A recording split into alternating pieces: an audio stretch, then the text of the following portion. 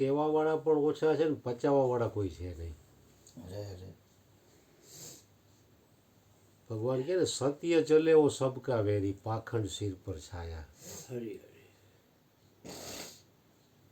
કારણ કે જૂઠની એટલી બધી બોલબાલા છે કે સત્ય અટાણે પચાવવું બહુ કઠિન છે. અને સત્ય કહેવાવાળા મહાપુરુષો અટાણે બહુ ઓછા છે.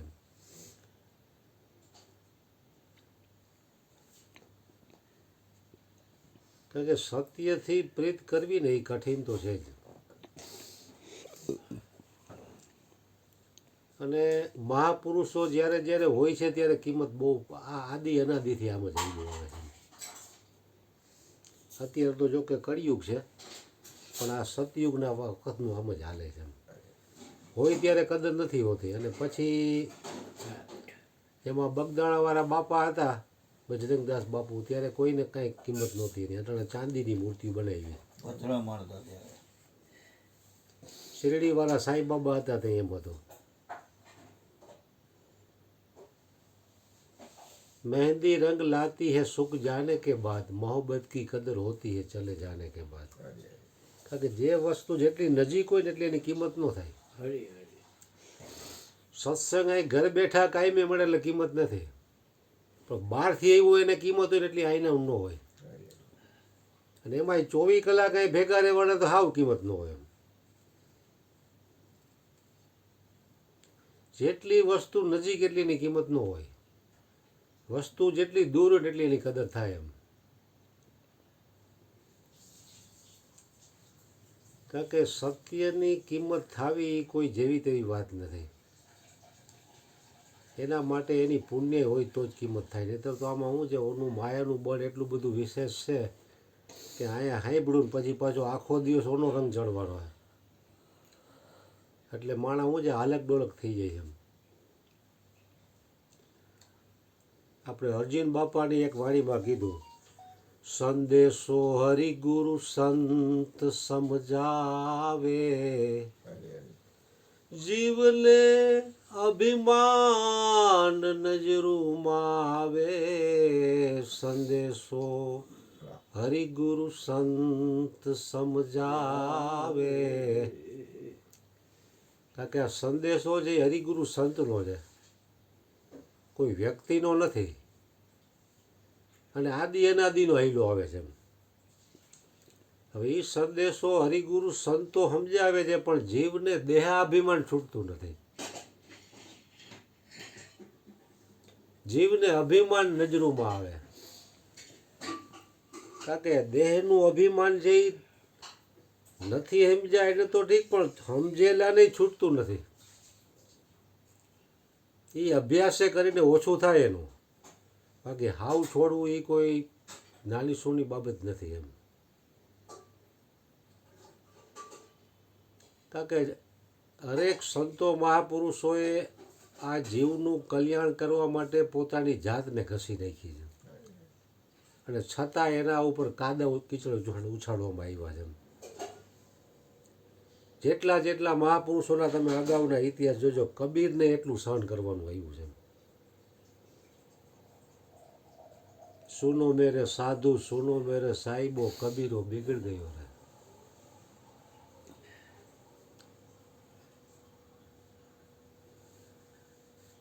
જેટલા જેટલા સંતો થયા એ બધા વેઠું જ છે એમ. કારણ કે જગતને સમજવું જ નથી તો એનું શું કરવું. હવે સમજવું છે એ વ્યક્તિ તો શાનમાં સમજી જવાનો છે. નથી સમજવું એ વ્યક્તિ તમે કદાચ સામો આવે તો નથી સમજવાનો. કારણ કે જે વિવેકી પુરુષ હોય એ તો શાનમાં સમજી જાય. આધામાં બાધું સમજી જાય. ભગવાન કહે ને આધામાં બાધું સમજી જાય. પેલા ગધાને ડફણા મારવા પડે એમ. એટલે સત્ય સમજવા માટે પોતાનું એટલું તપ, ભજન, સત્સંગ, સમરણની બહુ જરૂર છે એમ. નહીંતર એમનો મટાડે કોઈ માણસ છે ને અડધી કલાક પલોઠી વાળી નથી બેસી શકતો. તો એને કાંઈક 5 મિનિટમાં કાંઈક ને કાંઈક ઘૂઘરો જોઈશે એમ. અને આયા સત્સંગનો પ્રભાવને તમે કહો ને ઉર્જા, એટલે આયા 2 કલાક બેસી શકાય છે. આના કરતાં તો વિશેષ સગવડતા અમારે ઘરે તો અમે ઘરે નો બેહી.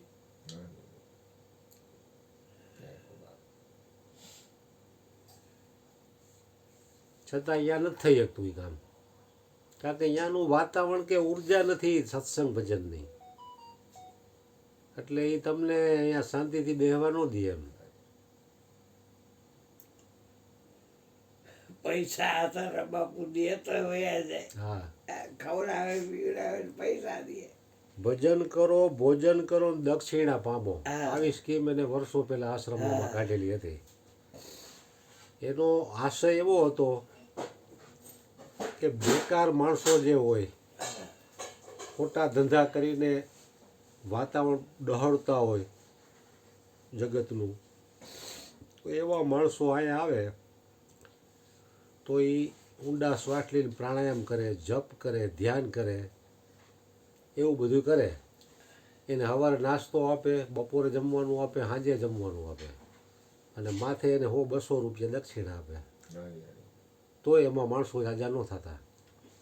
એ કે હારું આ આખો દી દેવું એ તો કઠિન, એના કરતાં બીજે ગમે ત્યાં જઈને 25 રૂપિયા કે હાવ રખડીને 50 રૂપિયામાં બીજે જવું સારું, અહીંયા 200 લેવા નકામા એમ. કારણ કે આ કઠિન તો છે જ, હરેક વ્યક્તિના કામનું છે નહીં આ. એટલે ભજન કરો, ભોજન કરો, દક્ષિણા પામો હામી, તોય માણસો ન આવતા.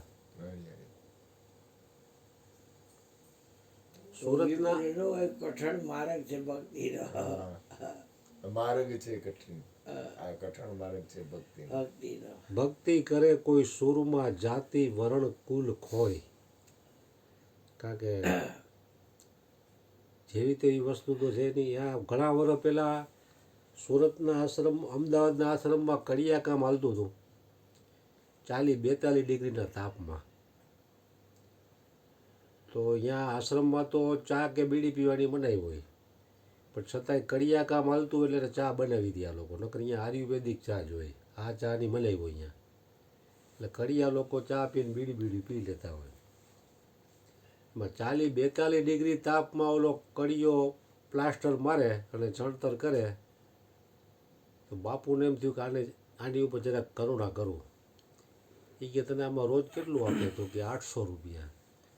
એ કે કાલ તું મોન મંદિરમાં બેસી જાજે, તને સવારે નાસ્તો, બપોરે જમવાનું, સાંજે જમવાનું, એટલે તારું રોજ 800 રૂપિયા મળી જાય. એટલે ઓલાને સારું એમ થયું કે આ તો સારું, ટાઢા છાંયે બેસવાનું, જમવા મળી જાય, રોજ મળી જાય તો આ તો સારું. તો એક દિવસ તો એ માંડ બેઠો, બીજે દિવસે ના પાડી દીધી ને કે બાપુ એ કામ હમશે નહીં હોગા.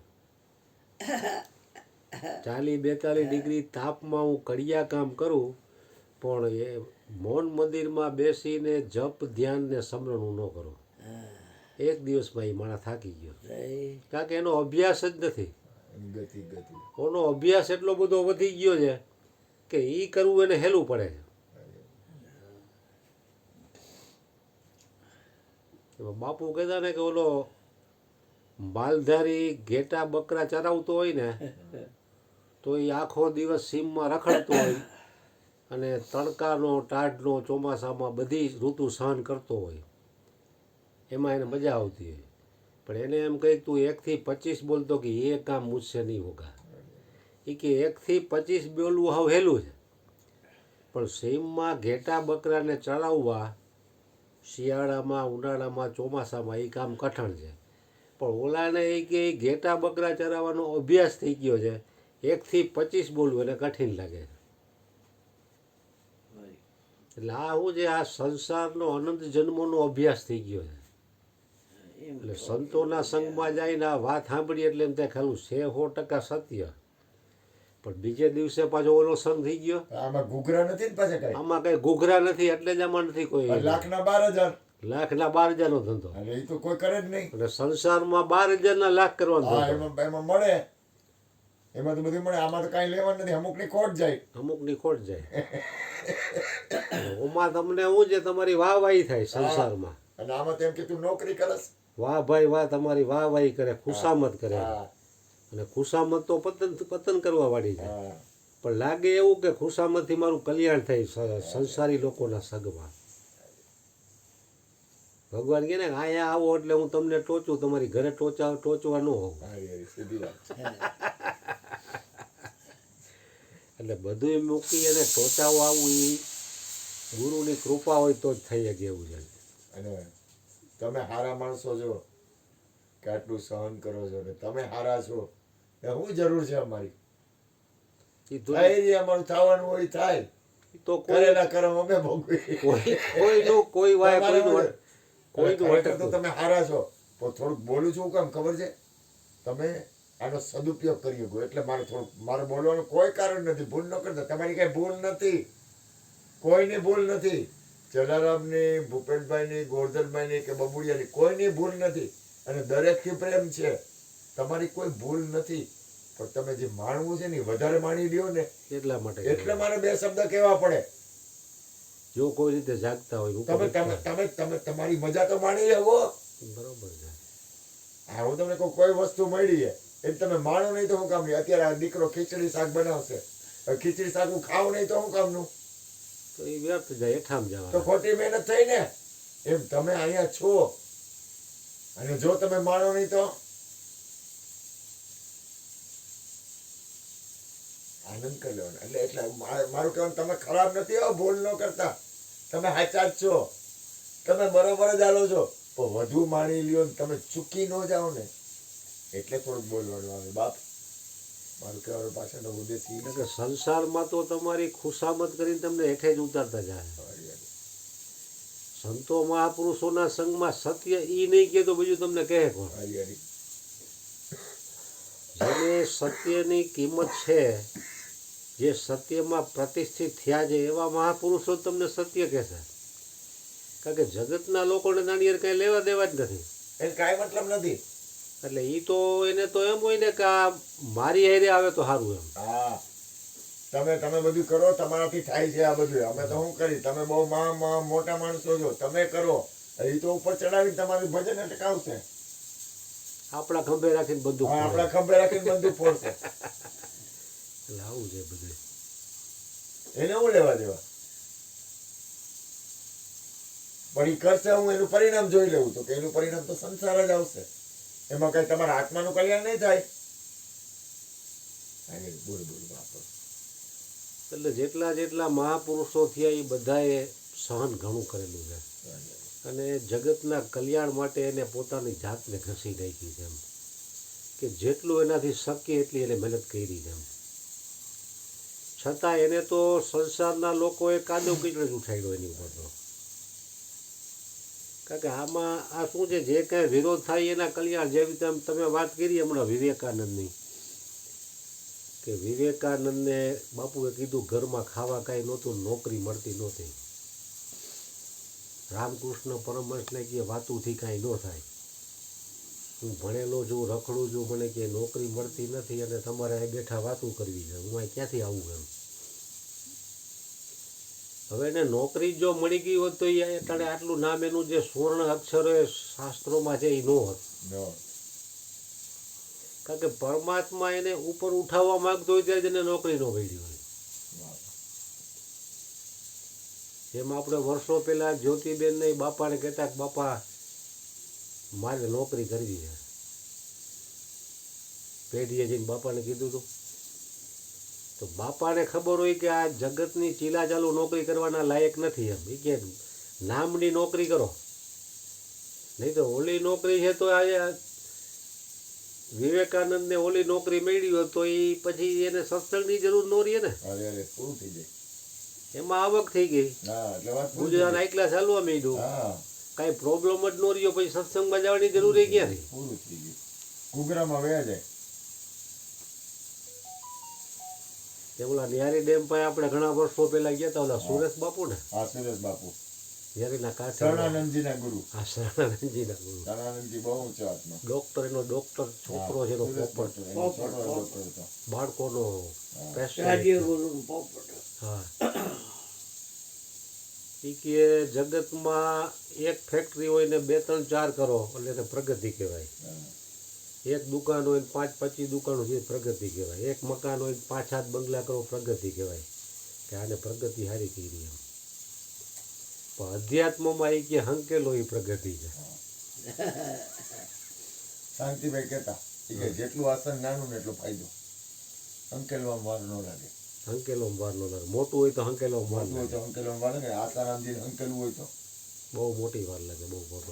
એટલું હેરાન થવું પડે. અંકેલવામાં વાર લાગે. એટલે સંતો મહાપુરુષો બહુ પૂર્ણ સંતો મહાપુરુષો ને આ ક્રિષ્ના છે ને આસન અંકેલતા કેટલી વાર લાગે?